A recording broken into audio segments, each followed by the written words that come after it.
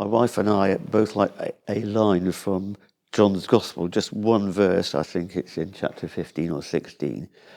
I chose you, you didn't choose me.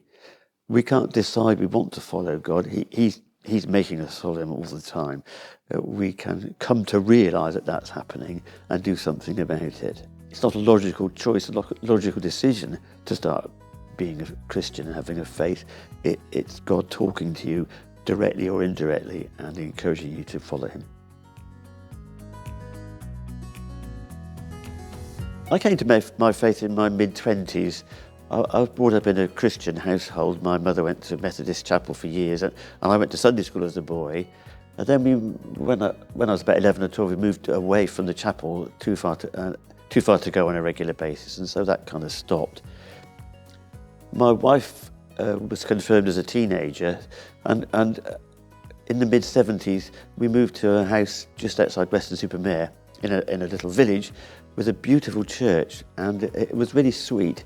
And we thought, well, perhaps we should see what it's like inside. We should go to a service. And that was the start of it. I liked the liturgy. I started to hear what the gospel readers were saying and taking that in. And I just got a lot out of the whole thing and realised that this really was, that I did have a faith.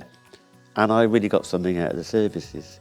So very soon after that, I said to the rector, actually, I'd like to be confirmed as well, please. And we haven't looked back since then.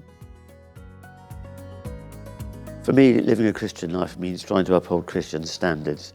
That's in how I behave, how I treat other people, and how I interact with them, how I talk to them.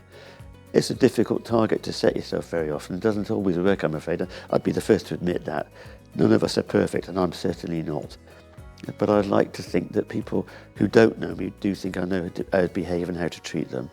I think that's very important. If you're not doing that, then you're not really doing anything as a Christian. Prayer means talking to God, either directly or indirectly, letting him know what's in my head and what I think is important, hopefully not just for me, but for other people, for the family and for the world at large, or whatever, people that I know of. And so anybody coming new to prayer, that's what you need to do. You need to think that you are talking to God. You're laying open to God what's in your head so that he can understand it. He probably knows about it already, but let him understand it and let him know what's important to you and what you want to get fixed. It doesn't mean he's going to be fixing it necessarily, because he knows better than we do what's right for us and right for the world. But all you can do is tell him what you would like to see happen.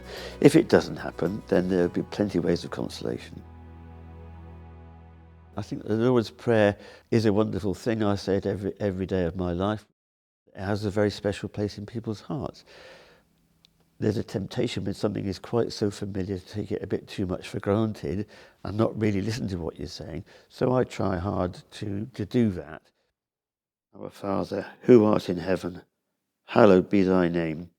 Thy kingdom come, thy will be done on earth as it is in heaven.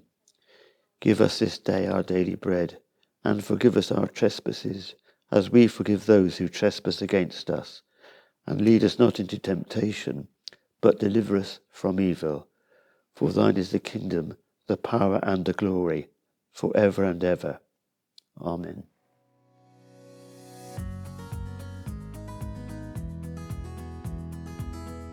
Well, we like to think that God has surprised us in a very unexpected way. We were married for well over 10 years before we had any children, despite enormous efforts medically and so on to do something about it. We'd more or less given up hope this was going to happen. And suddenly within 4 years we had 3 sons, so God was clearly behind that, I think. And that was a wonderful surprise. And now we have grandchildren as well, so the surprises keep on giving.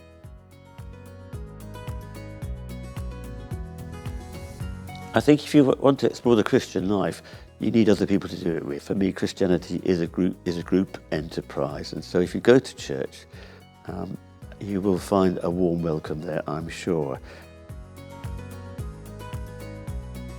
Come and give it a try on Sunday. You'll find it's a nice service, lots of interesting things being said, some hopefully helpful singing and music going on. And don't be too demanding, don't expect everything to be happening with you at once. It's a start out, but you will find people there who will encourage you and help you. and support you through your journey.